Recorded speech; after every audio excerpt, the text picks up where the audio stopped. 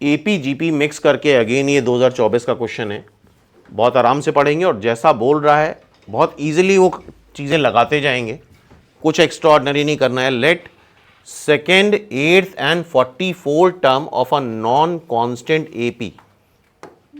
AP की बात कर रहा है, जरा अप्रोच देखना यार, हम कुछ भी एक्स्ट्रा ऑर्डिनरी नहीं करेंगे किसी भी क्वेश्चन में, सब कुछ बिल्कुल सिंपल। सेकेंड टर्म, फिर एट्थ टर्म, एपी की बात कर रहा है, नोट कर दिया हमने, ठीक है। Are respectively the first term, second and third of GP. GP का ये फर्स्ट टर्म है, जो एपी का सेकेंड टर्म है वो जीपी का फर्स्ट टर्म है, जो एपी का एट्थ टर्म है वो जीपी का सेकेंड टर्म है, जो एपी का 44 टर्म है वो जीपी का थर्ड टर्म है। अच्छी बात है, ठीक है। अगर एपी का फर्स्ट टर्म क्या दे रखा है 1, सिंपल सी बात है, ये नोट कर लिया हमने। Then the first term then the sum of first 20 terms of AP. इसका मतलब ये हुआ हमें एपी का कॉमन डिफरेंस चाहिए n/2, ट्वाइस ए दे ही रखा है, n दे ही रखा है 20, सिर्फ क्या चाहिए, d चाहिए। बोलो, एपी का कॉमन डिफरेंस चाहिए। तो जैसा डेटा दे रखा है सीधा सीधा काम करते जाओ। सेकेंड टर्म क्या आएगा, a plus D, which is actually 1 plus D. Th term क्या आएगा, a plus 7d, which is 1 plus 7d। 44 term क्या आएगा, 1 प्लस, ये जीपी का first term, second term, third term है। ये जीपी का first term, second term, third term है।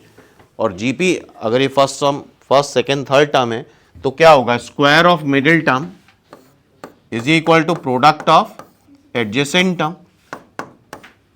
1 प्लस डी, 1 प्लस 43d। करते हैं साथ में, 49d square plus 1 plus 14d, that is equivalent to 1d, I think that is 44d, and this is 43d square, 6d square, ये क्या आएगा 30 minus 30d, ये तो सीधे सीधे सॉल्व हो रहा है। 6d, d minus 5, obviously common difference 0 नहीं हो सकता, और बड़ा स्पेसिफिकली बताया भी गया है नॉन कांस्टेंट एपी। तो डी क्या हो जाएगा 5, अब तो कुछ बचा ही नहीं, 5 आ गया तो यहां रखो 10। फर्स्ट टर्म क्या है 1, ये 19, और डी क्या आ रहा है 5, ये हो गया 20, 190 इंटू 5,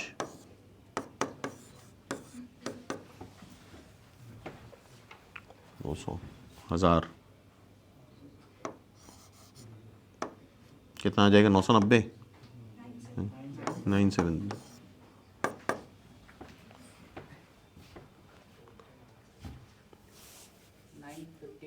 अच्छा 950 है, दैट इज 950, 950 प्लस 20 क्या हो जाएगा 970। तो आइडिया समझ में आ रहा है यार, कुछ खास नहीं है, जैसा बोल रहा है बस करते जा रहे हैं। क्यों भाई, बोलो।